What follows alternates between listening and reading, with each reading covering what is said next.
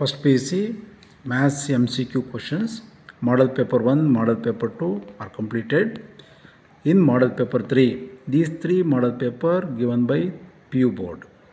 In model paper 3 up to 12 complete ಆಗಿದೆ. Up to 12 complete ಆಗಿದೆ. Now 13th very important question. 13th okay, figure observe ಮಾಡಿ. ಎಲ್ಲ figure ಇದೆ ಮತ್ತು ಎಲ್ಲ ಸ್ಟೇಟ್ಮೆಂಟು ಆಪ್ಷನ್ಸ್ ಎಲ್ಲ ವರ್ಬಲ್ ಫಾರ್ಮಲ್ಲಿ ಇರೋದ್ರಿಂದ ನಾನು ವಿಡಿಯೋ ಮಾಡಾಕ್ತೇನೆ, ಆಮೇಲೆ ನಾನು ಎಕ್ಸ್ಪ್ಲೈನ್ ಮಾಡ್ಕೊತೇನೆ. For the figure given below 13th consider the following statements 1 and 2. Figure observe ಮಾಡಿ, ನಾನು ಆಮೇಲೆ ಗ್ರಾಫಲ್ಲಿ ಎಕ್ಸ್ಪ್ಲೈನ್ ಮಾಡ್ತೇನೆ. Statement 1, the given function limit exist at x is equal to 1, x is equal to 2 and x is equal to 4. Statement 2, the given function limit exist at x is equal to 3. ಇವೆರಡು ಸ್ಟೇಟ್ಮೆಂಟ್ಸನ್ನು ಕೊಟ್ಟಿದ್ದಾರೆ. ಈಗ option A statement 1 is true and statement 2 is false. Option B, statement 1 is false and statement 2 is true. Option C, both statement 1 and 2 are true. Option D, both statement 1 and 2 are false. ಆಪ್ಷನ್ಸನ್ನು ನೀವು identification ಮಾಡಬೇಕು ಅಂದರೆ ಫಿಗರನ್ನು ಚೆನ್ನಾಗಿ ಅರ್ಥ ಮಾಡ್ಕೊಂಡಿರಬೇಕು. ಸುಮ್ಮನೆ ಬ್ಲೈಂಡಾಗಿ option A, option B, option C ಅಂತ ಹೇಳಕ್ಕೆ ಬರಲ್ಲ. ಫಿಗರನ್ನು ಕರೆಕ್ಟಾಗಿ ಅರ್ಥ ಮಾಡ್ಕೊಂಡಿದ್ದೀರಿ ಅಂದರೆ ಆಪ್ಷನ್ಸ್ ಏನು, ಇಡೀ ಕಾನ್ಸೆಪ್ಟ್, ಲಿಮಿಟ್ ಕಾನ್ಸೆಪ್ಟು, ನೀವು ವೆದರ್ ಡಿಫ್ರೆನ್ಷಿಯೇಷನ್ ಅನ್ನೋ ಕಾನ್ಸೆಪ್ಟು ಮತ್ತು ಕಂಟಿನ್ಯೂಸ್ ಫಂಕ್ಷನ್ ಕಾನ್ಸೆಪ್ಟ್ ಬಂದಿದ್ದೇ ಲಿಮಿಟ್ ಕಾನ್ಸೆಪ್ಟಿಂದ. ಅದು ಪ್ರಾಬ್ಲಮ್ ಮಾರ್ಕ್ಸ್ ಓರಿಯೆಂಟೆಡ್ಗೆ ಹೋದರೆ 2 ಮಾರ್ಕ್ಸ್ಗೋ 3 ಮಾರ್ಕ್ಸ್ಗೋ ಕೇಳ್ತಾರೆ ಅಂದ್ಕೊಂಬಿಡ್ತೀವಿ ನಾವು. But every differentiation concept limit ಕಾನ್ಸೆಪ್ಟಿಂದನೇ ಬಂದಿರೋದು. ಅದು ನೋಡೋದಕ್ಕೆ ಸ್ಮಾಲಾಗಿ ಕಾಣಿಸ್ಬೋದು, ಬಟ್ ವಿತೌಟ್ ಲಿಮಿಟ್ಟು ಡಿಫ್ರೆನ್ಷಿಯೇಷನ್ ಕಾನ್ಸೆಪ್ಟೇ ಇಲ್ಲ, as well as integration also. ಈಗ ನಾನು ಒಂದು ಗ್ರಾಫಲ್ಲಿ ಡ್ರಾ ಮಾಡ್ಕೊಂಡು ಎಕ್ಸ್ಪ್ಲೈನ್ ಮಾಡ್ತೀನಿ, ಕೇರ್ಫುಲ್ಲಾಗಿ ಅಬ್ಸರ್ವ್ ಮಾಡಿ. ಗ್ರಾಫ್ ತೊಗೊಂಡಿದ್ದೀನಿ ನಾನು. X axis Y axis draw ಮಾಡೋದು ಗೊತ್ತಿದೆ, ಅಬ್ಸರ್ವ್ ಮಾಡಿ. ನಾನು ಪೆನ್ಸಿಲ್ ಏನು ಯೂಸ್ ಮಾಡಿಲ್ಲ, ಪೆನ್ನನ್ನು ಯೂಸ್ ಮಾಡ್ಕೊಂಡಿದ್ದೇನೆ. Okay, pen use ಮಾಡ್ಕೊಂಡಿದ್ದೇನೆ.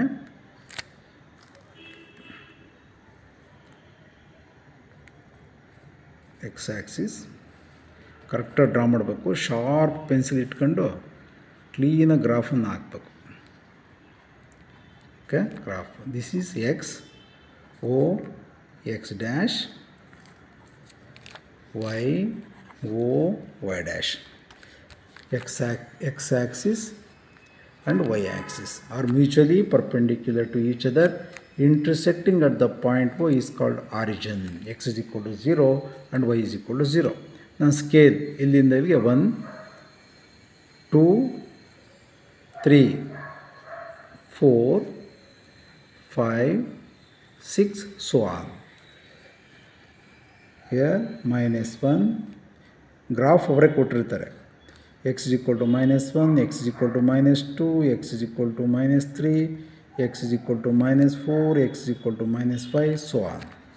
Here 1, 2, 3, 4, 5, 6. Here below -1, -2, -3, -4, -5, -6. Okay, here even the x values are positive, right side, left side x values are negative. Idu y values above positive values, y values below negative values. Okay, ಈಗ question ಯಾವ ಥರ ಕೇಳಿದಾರೆ ಅಲ್ಲಿ ಅದೇ ಥರ ನಾನು explain ಮಾಡ್ಕೊತೀನಿ, ಕೇರ್ಫುಲ್ಲಾಗಿ observe ಮಾಡಿ.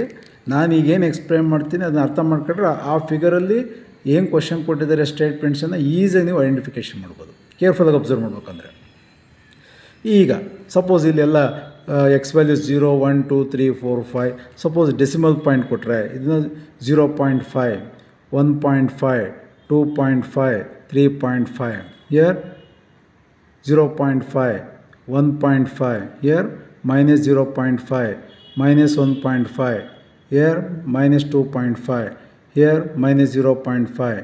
Year -1.5 -2.5 values ಹೇಳೋದು ಗೊತ್ತಾಯ್ತು. ಈಗ ಕ್ವಶನ್ ಏನು, ಅಲ್ಲೇನು ಕ್ವಶನ್ ಕೇಳಿದ್ದಾರೆ ಫಿಗರಲ್ಲಿ, ನಾವು ಲಿಮಿಟ್ ಅನ್ನೋ ಕಾನ್ಸೆಪ್ಟ್ ಬಂದಿದೆ. ಲಿಮಿಟ್ ಅನ್ನೋ concept, limit of the function f of x at x tends to a minus ಅಂದರೆ x less than a. Limit of the function f of x at x tends to a plus ಅಂದರೆ x greater than a. ಇದು left hand limit at x tends to a, right hand limit at x tends to a. Left hand limiting value, right hand limiting value ಎರಡೂ equal ಆದರೆ, left hand limiting value, right hand limiting value ಎರಡೂ equal ಆದರೆ limit of the function f of x at x tends to a exist ಅಂತ ಅರ್ಥ. If not equal, limiting value does not exist. Limiting value does not exist. ಅದು ಸ್ಪಷ್ಟವಾಗಿ ನಮಗೆ ಅರ್ಥವಾಗಬೇಕು. ಈಗ geometrical ಫಿಗರಲ್ಲಿ figure ಯಾವ ಥರ ಕೊಟ್ಟಿರ್ತಾರೆ, ಫಿಗರನ್ನು ನಾನು ಡ್ರಾ ಮಾಡ್ತೇನೆ.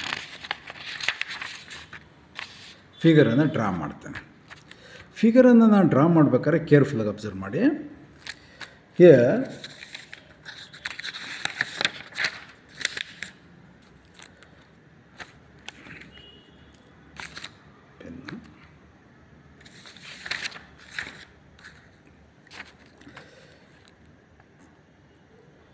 ಈ ಒಂದನ್ನು ಚೂಸ್ ಮಾಡ್ಕೊತೇನೆ, ಇಲ್ಲಿ -1 ಚೂಸ್ ಮಾಡ್ಕೊತೇನೆ. ಇದು x = -1, x = 1, ಮತ್ತು ಇಲ್ಲಿ x = 1 2 3 3ನ ಚೂಸ್ ಮಾಡ್ಕೊತೇನೆ. ಇದು 1 ಚೂಸ್ ಮಾಡ್ಕೊಂಡಿದ್ದೇನೆ. ಇಲ್ಲಿ -1 ಚೂಸ್ ಮಾಡ್ಕೊಂಡಿದ್ದೇನೆ. ನೆಕ್ಸ್ಟ್ 4 ಚೂಸ್ ಮಾಡ್ಕೊತೀನಿ. 4 on X Axis. This is X dash y o y dash. Here x = -1, x = 1, x = 3, x = 4. ಈ 3 ಮತ್ತು 4 ಮತ್ತು 1 ಮಾತ್ರ -1 ಮಾತ್ರ ನಾನು ಚೂಸ್ ಮಾಡ್ಕೊಂಡಿದ್ದೇನೆ. ಈಗ ಗ್ರಾಫನ್ನು ಹಾಕ್ಬೇಕಾದ್ರೆ ಕೇರ್ಫುಲ್ಲಾಗಿ ಅಬ್ಸರ್ವ್ ಮಾಡಿ. ಅಟ್ x = 4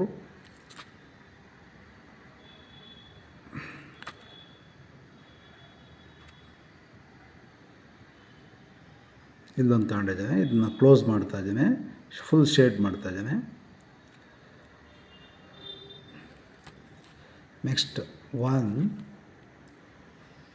2 3 ಇಲ್ಲೊಂದು ಪಾಯಿಂಟು, ಇದನ್ನು ಫುಲ್ ಶೇಡ್ ಮಾಡ್ತಾ ಇದ್ದೇನೆ. ಇದು ಓಪನಾಗಿ ಇಡ್ತಾ ಇದ್ದೀನಿ. ನೆಕ್ಸ್ಟ್ ಇಲ್ಲೊಂದು ಪಾಯಿಂಟ್, x = -1 ಇಲ್ಲೊಂದು ಓಪನ್ ಇಡ್ತಾ ಇದ್ದೀನಿ. ಇದನ್ನು ಕ್ಲೋಸ್ ಮಾಡ್ತಾ ಇದ್ದೀನಿ. ಇದನ್ನು ಓಕೆ, ಪೆನ್ಸಿಲ್ ಕ್ಲೀನ್ ಹಾಕಬೇಕು. ಇದು -2.5 ಅಲ್ಲಿ ನಾನು ಶೇಡ್ ಮಾಡ್ತಾ ಇದ್ದೀನಿ. ಗ್ರಾಫ್ ಕ್ಲೀನಾಗಿ ಅಬ್ಸರ್ವ್ ಮಾಡಿ. Graph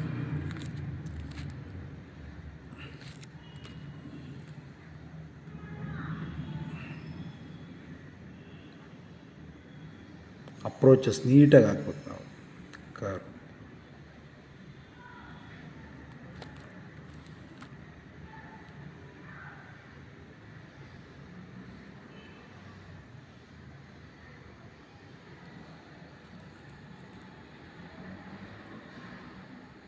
okay, ಶಾರ್ಪಾಗಿರ್ಬೇಕು. ಒಂಚೂರು ಹೆಚ್ಚು ಕಮ್ಮಿ ಆದರೆ ಕಾನ್ಸೆಪ್ಟ್ ಔಟ್ ಆಗುತ್ತೆ. ಅದಕ್ಕೋಸ್ಕರ ಇನ್ನೇನಿಲ್ಲ, ನಿಧಾನಕ್ಕೆ ಆಗ್ತಾಯಿದ್ದೇನೆ. ಓಕೆ, ನೆಕ್ಸ್ಟ್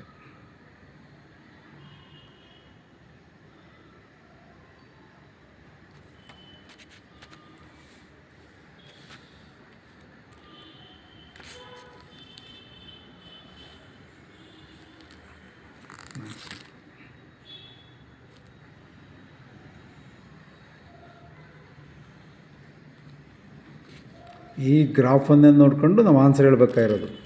ಅದಕ್ಕೆ ಕೇರ್ಫುಲ್ಲಾಗಿ ಅಬ್ಸರ್ವ್ ಮಾಡಿ. y = f of x. ಗ್ರಾಫನ್ನು ನೀಟಾಗಿ ಅಬ್ಸರ್ವ್ ಮಾಡಿ.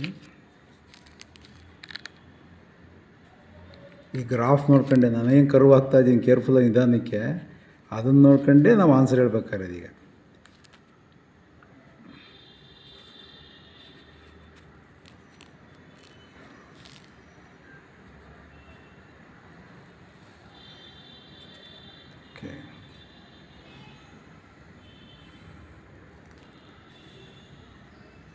Okay, figure okay. ಈಗ ಕ್ವಶನ್ ನೋಡೋಣ. y is equal to f of x. y is equal to f of x. f of x ಅಂದರೂ ಒಂದೇ, y ಅಂದರೂ ಒಂದೇ. f of x ಅಂದರೆ ಈ y ವ್ಯಾಲ್ಯೂಸ್ನೇ ನಾವು f of x ಅಂತ ಕರೆಯೋದು. ನಾನು ಆಲ್ರೆಡಿ ಎಕ್ಸ್ಪ್ಲೇನ್ ಮಾಡಿದ್ದೇನೆ, y is depending upon x. ಈಗ how to find out the limit of the function f of x at x tends to -1 minus. Limit of f of x at x tends to -1 minus. -1 ಅಂದರೆ ಈ -1 ಅಂದರೆ ಇದು, this is -1. ಈ minus ಅಂದರೆ left side of -1. Left side of -1ಇಂದ ಈ curve, left side of -1ಇಂದ ಈ ಕರ್ವು ಈ ಪಾಯಿಂಟ್ಗೆ ಅಪ್ರೋಚಸ್ ಆಗಿದೆ.